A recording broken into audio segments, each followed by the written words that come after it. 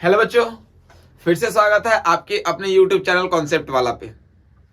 तो कैसे हैं आप लोग? हम लोग वेक्टर की जर्नी शुरू कर चुके थे और वेक्टर में आपका 1 2 3 4 5 लेक्चर आ चुका है, जिसमें various types of question, various types of concept के बारे में हम लोगों ने मिलकर बात कर रखा था। आज का सेशन में हम लोग बात करने वाले हैं कि parallelogram law of vector addition का जो भी न्यूमेरिकल आता था वो दो वे से आप लोग सॉल्व करते थे, एक ग्राफिकल वे और दूसरा न्यूमेरिकली यानी फॉर्मूला बेस्ड। तो ग्राफिकली वे का कंप्लीट हो चुका था, आज फॉर्मूला वे पे हम आपको न्यूमेरिकल बनाना सिखाएंगे। तो चलिए फिर हम लोग सेशन को शुरू करते हैं। आपको भी पेन लेके बैठ जाइए और इस चीज को कंटिन्यू लिखते हुए चलिए कि ताकि अपना जो नोट्स बनता है वो काफी काबिले तारीफ बनता है। चलिए तो हम लोग सेशन को शुरू करते हैं। सबसे पहले एक बार हल्का सा रिकॉल कर देते हैं पिछले क्लासेस का। यानी पिछले क्लासेस में आप लोगों ने ये देख रखा था, ठीक है, कि आर स्क्वायर का वैल्यू जो था वो क्या था, ए का स्क्वायर प्लस बी का स्क्वायर प्लस 2, इसको मैं छोटा ले लेता हूं, ठीक है। आर स्क्वायर इक्वल टू क्या देखा था, ए का स्क्वायर प्लस बी का square plus 2ab cos theta, ठीक है। ये क्या था, ये वैल्यू था आपके मैग्नीट्यूड का, ठीक है, जो parallelogram law of vector addition से करते हैं। चाहे वो ट्रायंगल करो या फिर पैरेललोग्राम लॉ का बात करो, दोनों में मैग्नीट्यूड डायरेक्शन का कहानी किस्सा सेम ही होता है, ठीक है भाई। चलो तो ये आपका वैल्यू दोनों जगह काम करेगा। तो इसको हम लोग आर लिखेंगे डायरेक्ट, तो ये स्क्वायर है, इधर जाएगा तो क्या होगा भाई मेरे, स्क्वायर रूट होगा। सिंपली इसको हम लोग आर का मतलब आर का मॉड भी कह सकते हैं। तो जब स्क्वायर इधर जाएगा तो स्क्वायर रूट हो जाएगा, क्या हो जाएगा, ए का स्क्वायर प्लस बी का square plus 2ab cos theta, ठीक है। तो ये आपका क्या हो गया, ये आपका हो गया आर का मैग्नीट्यूड, मतलब ये आपका मैग्नीट्यूड का वैल्यू हो गया, ठीक है ना। ये क्या हो गया था, मैग्नीट्यूड का वैल्यू। और जब डायरेक्शन निकाल रहे थे तो आपको याद था कि tan अल्फा इक्वल टू था, क्या था, b sin theta by a plus b cos theta, ठीक है ना। तो यहां पे हम लोग जब अल्फा निकाल रहे थे तो ये tan उधर जाता था तो क्या बनता था, tan inverse b sin theta by b sin theta by a plus b cos theta. तो प्यारे बच्चों यहां तक हम लोगों ने कहानी किस्सा देख चुका था, ठीक है। आज हम लोग इससे आगे करेंगे। एक छोटा सा बात आप याद रखना भाई मेरे, कि मान लो कि आपके पास दो वेक्टर है, एक वेक्टर ये आपका ए हो गया, ठीक है, ये टेल से हेड, ठीक है, पूछ से मुंह तक, ठीक है, ये टेल ये हेड हो गया, और दूसरा वेक्टर का भी ये टेल और ये हेड हो गया। तो ये मान लो ए वेक्टर है, ये आपका बी वेक्टर है। तो जब रिजल्टेंट हम लोग निकाल रहे थे तो पहले इसको पैरेललोग्राम का फॉर्म कर रहे थे, तो इसका पहले पैरेललोग्राम आप बना लो। रिजल्टेंट जो था वो पहले के टेल से शुरू हो रहा था और लास्ट के हेड पे समाप्त हो रहा था, मतलब डायगोनली जो था इसका वो आर वेक्टर था, यानी मैग्नीट्यूड का कहानी था। ये पूरा एंगल को हम जब थीटा मानते थे तो डायरेक्शन निकालना था वेक्टर के केस में, तो अल्फा के रिस्पेक्ट में एंगल ए का था। लेकिन लेकिन लेकिन भाई मेरे, अगर आपसे बीटा एंगल पूछ देगा तो क्या करोगे। हालांकि न्यूमेरिकल में ये फिक्स होता है कि अल्फा जो डायरेक्शन होता है वो अल्फा विथ रिस्पेक्ट टू ए ही होता है, यानी हम लोग कभी भी एंगल निकालेंगे तो अल्फा का निकालेंगे विथ रिस्पेक्ट टू ए। लेकिन अगर आपके क्वेश्चन में बीटा का बात कर देगा तो आप क्या करोगे, ठीक है। तो आपको बार बार मैं एक चीज को रिकॉल कर रहा हूं कि यहाँ पे आपको 0 टू हीरो लेवल का कॉन्सेप्ट मिलेगा। यानी कहने का मतलब कि कोई भी क्वेश्चन आप अगर पूरा लेक्चर देखे हो तो आपको दिक्कत नहीं होगा। अगर आपको यहां तक में प्रॉब्लम है तो आप एक बार पीछे वाला, ठीक है, लेक्चर 04 जाके कंप्लीट देखो, आपको पूरा का पूरा वेक्टर का कहानी समझ में आ जाएगा, ठीक है ना। तो यहाँ पे हम लोग कभी भी अगर डायरेक्शन निकालते थे तो डायरेक्शन आपको बताए थे ना भाई कि alpha with respect to A, alpha with respect to A निकालते हैं। यानी क्या निकालते थे, alpha with respect to A का बात करते थे। लेकिन अगर यहाँ पे बीटा निकालने के लिए बोल दिया तो हम लोग के पास कॉन्सेप्ट है भाई, हम लोग के पास कॉन्सेप्ट है, जब tan बीटा का बोलेगा निकालने के लिए कुछ नहीं करना है, कुछ नहीं करना है, बस ए बी को पलट देना है। ए बी को क्या कर देना है, पलट देना है, ठीक है। बात करने का ढंग बस चेंज कर लेना। तो ये क्या हो जाएगा, A sine theta by B plus A cos theta, बस यही आपका हो गया। अगर यहाँ पे बीटा पूछेगा तो ये tan जब उल्टा होगा तो क्या हो जाएगा, tan inverse a sine theta by B plus A cos theta. भाई एकदम आपका इजी वे में हम फॉर्मूला डिराइव कर रहे हैं, ठीक है। कुछ नहीं यहाँ पे है, सिंपली जो चीज है वो आपको मैंने बता रखा है यहाँ पे, ठीक है। अल्फा का वैल्यू या बीटा का वैल्यू, हालांकि आपसे वेक्टर में जब न्यूमेरिकल देगा तो वो अल्फा का ही वैल्यू पूछता है, क्योंकि वेक्टर में दो चीज कैलकुलेट करना होता है, first of all magnitude and second will be direction, and direction will always with respect to alpha with respect to A, ठीक है ना। डायरेक्शन में जो भी अल्फा एंगल निकालेंगे विथ रिस्पेक्ट टू ए होगा। तो ये आपको मैग्नीट्यूड और डायरेक्शन मिल गया। यानी बेसिकली मैं यहाँ पे जो येलो कलर से टिक कर रहा हूँ ये आपका बेसिक है, ये आपको बेसिक है, ये आपको याद रखना होगा, इससे आपका बेसिकली क्वेश्चन बनेगा। आइए एकदम हम लोग फाड़ू क्वेश्चन को लेते हैं, ठीक है। हम लोग एक फाड़ू क्वेश्चन को लेते हैं और इस क्वेश्चन को सॉल्व करते हैं। क्वेश्चन को एकदम धुआं धुआं कर देना, क्वेश्चन में ज्यादा दम नहीं है, बस समझना है। ये आपका एक डायग्राम है, ठीक है। डायग्राम को मैं यहाँ पे ले लेता हूँ, ठीक है ना। ये आपका एक डायग्राम है, ठीक है। ये आपका एक ए वेक्टर है और ये आपका क्या है, बी वेक्टर है। इसका 10 और इसका भी 10 वैल्यू दिया हुआ है। एक राज की बात, ठीक है, एक राज की बात भाई मैं आप लोगों के साथ शेयर कर रहा हूं, जो कि आज के बाद आपके कंपटीशन में कभी भी क्वेश्चन नहीं फंसेगा अकॉर्डिंग टू वेक्टर, ठीक है। वेक्टर का क्वेश्चन और कॉन्सेप्ट मिलेगा तो, ठीक है। देखिए दो क्वेश्चन क्या है, अगर दो वेक्टर का वैल्यू सेम दिया हो, दो वेक्टर का वैल्यू सेम दिया हो और इसके बीच का एंगल अगर 60 डिग्री दिया हो, ठीक है। बिना सॉल्व किए हुए क्वेश्चन का आंसर डायरेक्ट मैं आपको बता रहा हूं। जैसे हर जगह कुछ ना कुछ कमियां होती है, कुछ ना कुछ ट्रिक होती हैं कि जिसके थ्रू आपको आंसर सटीक से मिल जाता है, सटीक वे में मिल जाता है। तो आज उसी तरह से हम लोग इस चीज को देख रहे हैं। जैसे आप देखे होंगे अभी कुछ समय पहले ट्विटर के बदले थ्रेड आया, तो उसका वो मेटा वर्जन है वो कितना ज्यादा हाईलाइट हो गया। तो सेम तरीका है, मतलब माइंड अगर थोड़ा सा अगर आप तरीके से लगाओगे तो क्वेश्चन आपका बहुत अच्छे से बनता हुआ दिखाई देगा। तो एक चीज हमारा याद रखना, दो कॉन्सेप्ट है। अगर आपका दोनों वेक्टर सेम है, अगर आपका टू वेक्टर, तरीका हमारा याद रखना, टू वेक्टर सेम है, फिर क्या याद करोगे, ठीक है। अगर आपका दो वेक्टर सेम है, मैंने क्या बोल रखा है, अगर आपका दो वेक्टर सेम है, जैसे ए और बी वेक्टर, यहाँ पे ए वेक्टर एंड बी वेक्टर आपका सेम है और इनके बीच का एंगल 60 डिग्री दिया है, तो आंसर आएगा a√3 और ये तो मैग्नीट्यूड हो गया ना, डायरेक्शन जो होगा इसका आधा होगा, डेट मीन 30 डिग्री। बना के देख लो, बना के देख लो, डन, आएगा ही आएगा, ठीक है। मैंने क्या बात को बोल रखा है कि अगर दो वेक्टर का वैल्यू सेम दिया हो और दोनों के बीच का एंगल 60 डिग्री दिया हो, तो उसका मैग्नीट्यूड का वैल्यू आएगा a√3। क्या आएगा, a√3, ठीक है। और इसका जो डायरेक्शन होगा वो हॉरिजॉन्टल बीच से होगा, आधा होगा 30 डिग्री। पहला कॉन्सेप्ट, तो इस क्वेश्चन को तो आप ऐसे ही सॉल्व कर लोगे। अगर दूसरा एक आपको हम जबरदस्त ट्रिक देंगे, दो वेक्टर अगर सेम हो, अगर आपका दो वेक्टर जो हो, दो वेक्टर आपका सेम हो, ठीक है, और ए वेक्टर बी वेक्टर दोनों सेम है, इसके बीच का एंगल 90 डिग्री दिया हो, ठीक है। सोचो 90 का मतलब 90 है तो डायरेक्शन तो बीच से ना जा रहा है, डायगोनली ना जा रहा है, तो वैल्यू हो जाएगा a√2, ठीक है भाई। क्या हो जाएगा, a√2 और एंगल हो जाएगा आधा 45 डिग्री। ये राज की बात किसी को मत बताना, ठीक है। कहने का मतलब कि ये जो दो आपको मैंने ट्रिक दिया ये बहुत इंपॉर्टेंट है। दो वेक्टर सेम और एंगल 60 डिग्री, तो इसका मैग्नीट्यूड का वैल्यू a√3, एंगल 30 डिग्री, बीच से डायगोनली हॉरिजॉन्टल होगा। दो वेक्टर सेम ऐसे ही, ठीक है।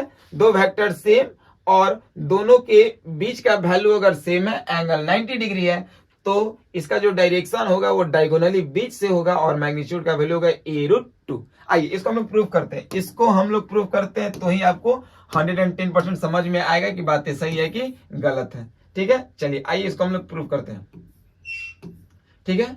चलिए देखिए, अब हम लोग इसको प्रूव करते हुए आगे बढ़ते हैं। देखिए अब ये क्वेश्चन क्या बोला है, इसको हम लोग कैसे प्रूफ करेंगे। सबसे पहले आपको क्या निकालना है, फाइंड द रिजल्टेंट। जैसे ही रिजल्टेंट का बात किया तो यहाँ पे आपका दोनों चीज निकलेगा, पहला निकलेगा मैग्नीट्यूड और दूसरा निकलेगा भाई मेरे डायरेक्शन। पहला मैग्नीट्यूड और दूसरा क्या निकलेगा, डायरेक्शन। तो मैग्नीट्यूड निकालने के लिए आपको पता है कि आ का जब मॉड निकालते थे तो फॉर्मूला था स्क्वायर रूट ए का स्क्वायर प्लस बी का square plus 2ab cos theta. ठीक है ना, क्या बोले थे, ए का स्क्वायर प्लस बी का square plus 2ab cos theta. चलो मिलके करते हैं। ए का स्क्वायर, ए का वैल्यू कितना भाई 10, ए का वैल्यू कितना है 10, तो 10 का क्या हो जाएगा 10 का स्क्वायर प्लस बी 10 का स्क्वायर प्लस 2ab, तो 2 इंटू 10 इंटू 10, और यहाँ पे cos थीटा, थीटा का वैल्यू 60 डिग्री, तो यहाँ पे हो जाएगा cos 60 डिग्री। ठीक है, आगे करो। स्क्वायर रूट 10 का स्क्वायर 100 होगा, फिर 10 का स्क्वायर 100 होगा, फिर 10 गुने 10 100 गुने 2 200 होगा। ठीक है, और cos 60 का वैल्यू होता है 1/2। cos 60 का वैल्यू कितना होता है 1/2। ठीक है, चलिए अब इसको यहाँ पे सॉल्व करना है, इसको यहाँ पे आपको सॉल्व करना है। एक चीज देख लो, सिंपल सा चीज, जो कट रहा है कटा दो। 2 से 200 मेरे समझ से 100 बार में कट जाएगा। ठीक है, तो यहाँ पे क्या हो जाएगा स्क्वायर रूट 100 प्लस 100 प्लस 100 कितना हो जाएगा 300। कितना हो जाएगा भाई 300। ठीक है, किसी कोई दिक्कत नहीं ना, तो ये कितना हो जाएगा स्क्वायर रूट 300। क्या हम लोग स्क्वायर रूट 300 कैसे लिख सकते हैं, स्क्वायर रूट 3 गुने 100 लिख सकते हैं ना, 3 गुने 100, और 100 का मतलब ऐसे भी लिख सकते हैं हम लोग स्क्वायर रूट 3 गुने 10 गुने 10। और जो भी चीज आपको डबल यानी सेम डबल पेयर में मिलता है तो वो रूट से बाहर निकल जाता है, यानी आंसर हो जाएगा 10√3, यानी ये आर मैग्नीट्यूड आ गया। क्या ये हमारा बात सही निकला, हमारा बात सही निकला क्या। हमने क्या बोला था कि अगर दो वेक्टर का वैल्यू सेम दिया हो, एंगल 60 डिग्री दिया हो, तो आंसर हो जाएगा a√3। ए का मतलब जो गिवन साइड है, तो गिवन साइड है 10√3√3। आ गया ना आंसर, कमाल की बात है ना भाई। ठीक है, आंसर तो आपका आ गया ना। तो ये आपका मैग्नीट्यूड का कहानी हुआ, ये आपका किसका कहानी हुआ, सिर्फ और सिर्फ मैग्नीट्यूड का। यहां तक तो आपको दिक्कत नहीं है क्या, यहाँ पे तो सबको क्लियर है ना कि जब 100 है तो 10 गुने 10, और जब कोई भी स्क्वायर का बात करते हैं, दो नंबर सेम होता है तो एक नंबर जो है रूट से बाहर निकल जाता है, तो 10 बाहर निकल गया, रूट इसका जोड़ा नहीं था तो इसको हम लोग अकेले रखेंगे, जोड़ा नहीं है तो अकेले ही बेचल रहेगा। ठीक है ना, तो ये क्या हो जाएगा 10√3 यानी 10√3। ये आपका मैग्नीट्यूड आ गया, ट्रिक से भी आ गया, ट्रिक से तो हम लोग का मात्र 2 सेकंड में आया था, और ये फिर मैंने वैल्यू को कैलकुलेट किया। आइए अब हम लोग बात करते हैं डायरेक्शन का। चलिए डायरेक्शन हम लोग सब लोग मिलकर निकालते हैं। ठीक है, डायरेक्शन के लिए मैंने क्या कहा था, डायरेक्शन के लिए फॉर्मूला था tan अल्फा, तो tan अल्फा इक्वल टू था formula b sin theta by a plus b cos theta. ठीक है भाई, यही था मेरा फॉर्मूला। आइए इसको मिलकर सॉल्व करते हैं। तो tan अल्फा, तो जब हम लोग यहाँ पे अल्फा का वैल्यू हम लोग निकालते हैं, ठीक है, tan अल्फा का जैसे हम लोग वैल्यू यहाँ पे निकालते हैं, तो b का वैल्यू 10 ही था इंटू साइन थीटा, तो यहाँ पे क्या हो जाएगा साइन कितना डिग्री था 60 डिग्री, और बाई a कितना था 10, और प्लस b भी कितना था 10 था, cos 60, तो cos यहाँ पे कितना होगा 60 डिग्री होगा। ठीक है, बस put the value get the result. ठीक है ना, तो ये 10 इंटू, जल्दी से बोलो साइन 60, मुझे पता है कि आप लोग को वैल्यू निकालने में दिक्कत है। ठीक है ना, साइन 60 का वैल्यू जल्दी बोलो, साइन 60 का वैल्यू यहाँ पे होगा √3/2। ठीक है भाई, बाई 10 प्लस 10, और अभी बताया cos 60, देखो यहाँ पे अभी बताया cos 60 कहाँ है, cos 60 1/2 होगा। ठीक है, cos 60 का वैल्यू 1/2 यहाँ पे बताया ना अभी। ठीक है, तो यहाँ पे cos 60 का वैल्यू हो गया आपका 1/2। 2 से 10 कितने बार में 5 बार में कट गया, 2 से 10 कितने बार में 5 बार में कट गया। अब यहाँ पे क्या बचेगा भाई मेरे, तो ऊपर बच गया आपका tan अल्फा इक्वल टू बच गया 5√3, और बाई नीचे क्या बच गया, नीचे बच गया आपका 10 और 5 15 बच गया। ठीक है, 10 5 क्या बच गया 15 बच गया। तो जब यहाँ पे 15 बच गया तो ये 5 से 15 3 बार में कट गया, तो यहाँ पे tan अल्फा इक्वल टू आ गया √3/3। जचा नहीं, जचा नहीं मतलब ये आंसर तो मिल नहीं रहा है। तो हम लोग इसको क्या करेंगे कि क्या √3 को √3 छोड़ दें, और 3 को हम लोग क्या √3 इंटू √3 बोल दें। क्या भाई, किसी कोई दिक्कत, √3 इंटू √3 बोल सकते हैं ना, क्यों, क्योंकि √3 इंटू √3 का वैल्यू क्या हो जाएगा √9, और √9 को कह सकते हैं 3 तो मेरा नीचे दिया हुआ था। इससे एक फायदा हुआ कि √3 से √3 मर गया, ऊपर क्या हो गया 1, तो 1/√3, यानी tan अल्फा का वैल्यू हो गया 1/√3, और 1/√3 किसका होता है, तो अल्फा का वैल्यू होता है कितना डिग्री 30 डिग्री। ठीक है, tan अल्फा यानी अल्फा का वैल्यू 1/√3 कब होगा, यानी एंगल क्या रखेंगे कि इसका वैल्यू 1/√3 होगा, तो अल्फा का वैल्यू रखेंगे हम लोग 30 डिग्री। अब बताइए 30 डिग्री का मतलब क्या है, आंसर यहाँ पे 30 डिग्री आ गया था। अब बताइए 10√3 30 डिग्री कहाँ आ रहा है, 10√3 30 डिग्री आपका ये आ रहा है, यानी इस आंसर पे टिक कर दो। ठीक है ना। यानी ऐसे आपका किसी भी न्यूमेरिकल को हम लोग सॉल्व करेंगे, ठीक है। तो ये आपका एक खूबसूरत सा न्यूमेरिकल का सटीक बेस्ड और तड़का वाला, ठीक है, आंसर था। तो अब हम लोग अगला क्वेश्चन देखेंगे और आप आई होप कि अगले क्वेश्चन को भी आप इसी तरीका से करेंगे, फॉलो बैक लेंगे, ठीक है।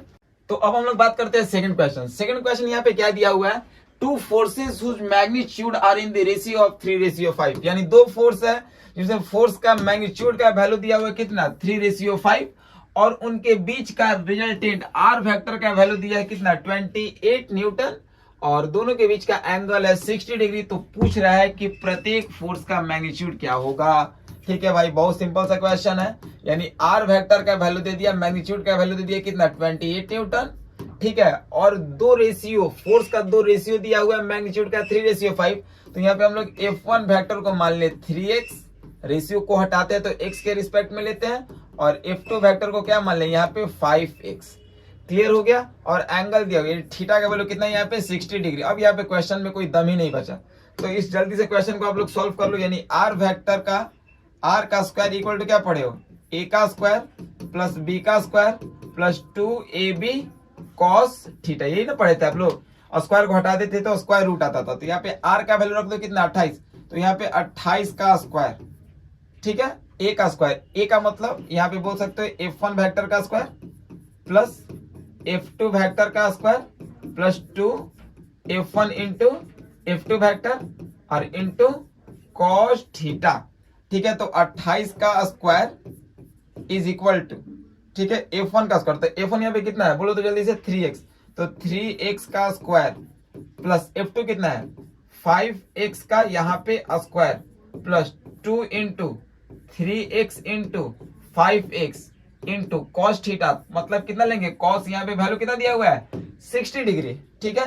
तो 28 का स्क्वायर इज इक्वल टू 3 का स्क्वायर, तो क्या हो जाएगा 9x स्क्वायर प्लस 5x का स्क्वायर, तो 25x स्क्वायर प्लस 5 3 जा 15 2 जा 30x और cos 60 का वैल्यू 1/2 और 2 से 30 कट जाएगा 15 टाइम्स में, ठीक है। जब ये आपका होता हुआ दिखाई दिया तो अब हम लोग यहाँ पे क्या करेंगे 28x का स्क्वायर कितना है सिर्फ 28 है ना, तो 28 का स्क्वायर इज इक्वल टू बोलिए यहाँ पे कितना है आपका 9x का स्क्वायर, 9x का स्क्वायर और प्लस इसको कर देंगे 25x का स्क्वायर कर देंगे, फिर यहाँ पे प्लस आपका आ जाएगा कितना 15x का स्क्वायर यहाँ पे आ जाएगा, ठीक है। तो अब जब हम लोग करेंगे 28 का स्क्वायर इज इक्वल टू, अब तीनों को जोड़ दो तो यहाँ पे कितना होगा 25 और 15 40 और 9 49, यानी 49x का स्क्वायर। अब जब हम लोग दोनों तरफ स्क्वायर रूट लगाएंगे तो स्क्वायर से स्क्वायर रूट खत्म, ठीक है। तो ये हो जाएगा 28 और ये हो जाएगा 7 और ये हो जाएगा x। क्लियर हुआ ना, दोनों तरफ स्क्वायर है, जब हम लोग दोनों तरफ स्क्वायर रूट करेंगे तो स्क्वायर से स्क्वायर रूट आपका खत्म हो जाएगा। ये भी अब 49 है तो 49 का क्या हम लोग लिखेंगे इसका 7 और x स्क्वायर का x हो गया। तो यहाँ पे x का वैल्यू निकालेंगे तो 28/7 तो 7 चौके 28, यानी x का वैल्यू आ गया 4। यानी हम लोग का x का जो वैल्यू है वो कितना आ गया भाई, तो x का वैल्यू हम लोग का यहाँ पे 4 आ गया। जब x का वैल्यू 4 आ गया तो बोल रहा है ईच फोर्स का वैल्यू, तो यहाँ पे हम लोग F1 वेक्टर क्या लेके चले हैं 3x लेके चले हैं, तो 3 इंटू x का वैल्यू 4, तो 3 4 जा 12 न्यूटन। F2 अगर हमको निकालना है तो F2 कितना है 5x, तो 5 गुने 4 5 4 जा 20 न्यूटन, तो आंसर आएगा 12 न्यूटन एंड 20 न्यूटन। ऑप्शन है क्या 12 न्यूटन एंड 20 न्यूटन, यानी ऑप्शन आपका 3, यानी इस क्वेश्चन का आंसर क्या होगा 3। तो आपको तरीका समझना है, क्वेश्चन आपको बहुत सिंपली वे में समझा दिया जाएगा, ठीक है। तो अभी हम लोग 2 क्वेश्चन देखें, ठीक है, जो कि आपका न्यूमेरिकली बेस्ड टॉपिक था। अब हम लोग कुछ स्पेशल केसेस देखेंगे और स्पेशल केसेस पे कुछ इंपॉर्टेंट क्वेश्चन करेंगे। तो सबसे पहले स्पेशल केसेस आप लोग लिखेंगे। पहला केस आपका क्या है theta is equal to 0 degree. अच्छा, थीटा इक्वल टू 0 डिग्री का मतलब क्या, थीटा इक्वल टू 0 डिग्री का मतलब एक वेक्टर है उसी के ऊपर दूसरा वेक्टर है, तभी यहाँ पे एंगल 0 होगा। ये एक वेक्टर है दूसरा वेक्टर भी सीधे लाइन में चल रहा है, उस केस में भी उसका एंगल क्या होगा 0। 2 केस में आपका थीटा का वैल्यू 0 हो सकता है, एक या तो ऐसा केस हो सकता है, एक या तो आपका ऐसा केस हो सकता है। इन दोनों केस में थीटा का वैल्यू क्या होगा 0 होगा। तो जब आपका थीटा का वैल्यू 0 होगा तो आपको पता है कि cos 0 का वैल्यू कितना होता है, तो cos 0 का वैल्यू होता है भाई 1। cos 0 का वैल्यू क्या होता है 1। जब हमारा cos 0 का वैल्यू यहाँ पे 1 हो गया तो जब हम लोग r वेक्टर निकालेंगे तो r वेक्टर का फॉर्मूला यहाँ पे था सिंपली, अगर हम लोग यहाँ पे r स्क्वायर निकालते हैं, r स्क्वायर निकालते तो क्या था फॉर्मूला, स्क्वायर रूट a का स्क्वायर प्लस b का square plus 2ab cos theta, यही था ना हम लोग का फॉर्मूला। ठीक है, r इज इक्वल टू था। ठीक है, अब जब हम लोग यहाँ पे r का वैल्यू निकालते हैं डायरेक्ट, r का वैल्यू जब हम लोग यहाँ पे निकालते हैं तो यहाँ पे क्या होगा बताइए तो सोच के, a का स्क्वायर प्लस b का square plus 2ab cos theta, तो cos 0 डिग्री यहाँ पे हो जाएगा। सभी लोग को तो क्लियर है ना। हम क्या बोले, थीटा का वैल्यू अब चेंज कर रहे हैं तो इस केस में नया मैग्नीट्यूड का वैल्यू निकाल रहे हैं। जब हम लोग यहाँ पे r का वैल्यू निकाल रहे हैं तो क्या होगा, यहाँ पे जरा देख के बताइए सभी लोग, क्या हो जाएगा, a का स्क्वायर प्लस b का स्क्वायर प्लस 2ab cos 0 का वैल्यू कितना होता है 1 होता है। तो r का यहाँ पे वैल्यू हो गया स्क्वायर रूट a का स्क्वायर प्लस b का स्क्वायर प्लस 2ab। जब ऐसा दिख रहा है तो ये एक तो फॉर्म हो गया ना, ये तो आप लोगों को पता है a प्लस बी का होल स्क्वायर, और a प्लस बी का होल स्क्वायर में क्या होता है a square plus b square plus 2ab। यानी सिंपली आप इसको एक नया फॉर्म दे सकते हो, क्या दे सकते हो, एक नया फॉर्म इसका r equal to square root. ठीक है, इसको हम लोग क्या लिख सकते हैं, a प्लस बी का होल स्क्वायर। ठीक है, a प्लस बी का होल स्क्वायर। और एक और खास बात यहाँ पे आपको मिल गया, मजे वाली बात, कि r is equal to root से स्क्वायर रूट खत्म, तो r is equal to a plus b. ठीक है, अब यहाँ पे जब हम लोग मॉड का बात करेंगे तो मॉड ऑफ अगर r लेंगे तो mod of a plus mod of b vector. ठीक है, यानी ये एक नया फॉर्म आपको पता चल गया, ये आपको एक नया फॉर्म पता चल गया। यानी जब आपका क्वेश्चन सॉल्व करना होगा, यानी जब आपको कोई भी न्यूमेरिकल सॉल्व करना होगा और उस केस में थीटा का वैल्यू, ट्रायंगल लाइन या पैरेललोग्राम का जब न्यूमेरिकल सॉल्व करना होगा by the help of formula, और थीटा का वैल्यू आपका आ गया कितना डिग्री, 0 डिग्री, तो आप डायरेक्ट r का वैल्यू a प्लस बी बोल सकते हो। ये आपका प्रूफ रहा, क्योंकि r वेक्टर जब आपको निकालना है, मैग्नीट्यूड निकालना है, तो a square plus b square plus 2ab cos थीटा, और cos 0 का वैल्यू होता है 1। जब यहाँ पे 1 रखेंगे तो a square plus b square plus 2ab होगा, और a square plus b square plus 2ab form होता है प्लस b का होल स्क्वायर, स्क्वायर से स्क्वायर रूट खत्म, तो r equal to a plus b हो गया। ये आपका एक केस होता हुआ दिखाई दिया। ठीक है, क्लियर है। अब यहाँ पे हम लोग चलेंगे केस नंबर 2 पे। ठीक है, अब यहाँ पे हम लोग चलेंगे क्या चीज, case number 2। Case number 2, case number 2 क्या है कि theta is equal to 180 degree. अब बताओ, theta is equal to 180 degree का मतलब क्या, एक वेक्टर अगर ए वेक्टर इधर है तो बी वेक्टर जो होगा वो क्या हो जाएगा, जस्ट अपोजिट होगा। बी वेक्टर जो होगा वो क्या होगा, जस्ट अपोजिट। तो इस केस में थीटा का वैल्यू क्या होगा 180। तो जब थीटा का वैल्यू 180 होगा तो cos 180 डिग्री का वैल्यू कितना होता है, जल्दी बोलो जल्दी बोलो जल्दी बोलो आप लोग, cos 180 का वैल्यू कितना होता है, तो cos 180 का वैल्यू होता है माइनस का 1।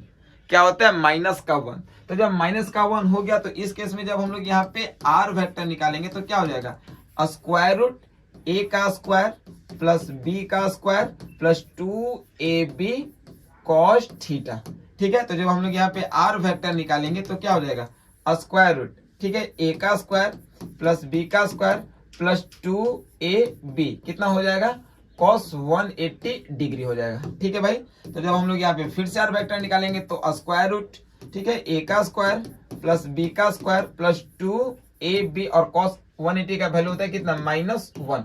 तो ये किसका फॉर्म बन गया भाई, बहुत इजी आपको चल रहा है क्लासेस। ठीक है, a का स्क्वायर प्लस b का स्क्वायर, ठीक है, प्लस माइनस क्या हो जाएगा, -2ab, और ये फॉर्म होता है, जल्दी से बोलो, a माइनस बी का होल स्क्वायर का फॉर्मूला क्या होता है, a square plus b square minus 2ab। तो इसको हम लोग बोल सकते हैं कि जब हम लोग r वेक्टर निकालेंगे तो ये हो जाएगा square root a minus b का होल स्क्वायर। जब ये a माइनस बी का होल स्क्वायर यहाँ पे हुआ तो हम लोग यहाँ पे क्या कहेंगे, r vector is equal to square से स्क्वायर रूट खत्म, तो r vector equal to a minus यहाँ पे b हो जाएगा। यानी a वेक्टर माइनस यहाँ पे b वेक्टर, r वेक्टर का अगर मॉड लेंगे यहाँ पे तो क्या हो जाएगा, a वेक्टर और प्लस ये माइनस b वेक्टर का मॉड आपका वैल्यू पॉजिटिव होगा। तो आप इसको यहीं तक रहने दो, आप इसको यहीं तक रहने दो, एकदम सिंपल। जब आप ट्रायंगल या पैरेललोग्राम लॉ से जोड़ते हो और जोड़ने के क्रम में, ठीक है, अगर आपका एंगल ऑफ इंक्लाइनेशन यानी एंगल का वैल्यू 180 डिग्री दिया है तो उस केस में डायरेक्ट आप मैग्नीट्यूड a माइनस बी कर सकते हो, ठीक है ना। आइए केस नंबर 3, ठीक है, मुकदमा हो रहा है, ठीक है, तीसरे नंबर मुकदमा पे पहुंच गए हम लोग। चलिए भाई केस नंबर 3 की ओर बात कर रहे हैं, बहुत इजी है, इसको भी समझो। अब हम लोग यहाँ पे लेंगे थीटा का वैल्यू 90 डिग्री। तो आपको पता है कि थीटा का वैल्यू 90 का मतलब क्या है, एक वेक्टर अगर ए वेक्टर इधर है तो बी वेक्टर जो होगा इसके म्यूचुअली परपेंडिकुलर, तब यहाँ पे बनेगा कितना डिग्री, 90 डिग्री। यानी जब हम लोग अर्थ सरफेस के ऊपर खड़े होते हैं तो अर्थ जो होता है वो सीधे होता है, ठीक है, एक्स एक्सिस, और हम लोग जो होते हैं वाई एक्सिस। दैट मीन्स हम लोग का कंप्लीटली एंगल बनता है 90 डिग्री का। तो यहाँ पे आपको पता है कि cos 90 का वैल्यू करेंगे तो cos 90 डिग्री इक्वल टू क्या होता है, 0 होता है। तो जब यहाँ पे हम लोग r वेक्टर निकालेंगे तो यहाँ पे क्या हो जाएगा, स्क्वायर रूट a का स्क्वायर प्लस b का square plus 2ab cos theta होगा। तो जब ये ऐसा होगा तो r वेक्टर यहाँ पे आप जल्दी से निकाल लो, क्या होगा बोलिए, a का स्क्वायर प्लस b का स्क्वायर प्लस 2ab, कितना डिग्री होगा यहाँ पे, cos 90 डिग्री होगा भाई। और आपको पता है कि cos 90 का वैल्यू कितना लिखवाना है, 0। तो स्क्वायर रूट a का स्क्वायर प्लस b का स्क्वायर प्लस 2ab इंटू 0, तो ये तो सबको 0 कर देगा ना। तो यहाँ पे r वेक्टर इक्वल टू क्या होगा, स्क्वायर रूट a का स्क्वायर प्लस b का स्क्वायर, ठीक है। ये आप लोगों को क्लियर हो गया। यानी ये 90 पे आपका है, ये किस पे आपका है, 90 पे है, ये आपको क्लियर है, a square plus b square, ठीक है। तो ये आपका 90 पे है। ये 3 केस आप लोग याद रखना, इसको भी सिंपलेस्ट फॉर्म में आप ला सकते हो, ठीक है। तो अभी हम लोग आज की सेशन में इंपॉर्टेंट न्यूमेरिकल देखे, फिर उसके बाद कुछ केसेस को देखे, ठीक है। ये तो आप लोग को क्लियर है, कुछ केसेस को देखे, और कुछ केसेस देखने के बाद अब हम लोग इस पे न्यूमेरिकल के बारे में बात करेंगे। तो आज के लिए इतना ही, मिलते हैं अगले लेक्चर वीडियो में, तब तक के लिए ओके बाय, टेक केयर।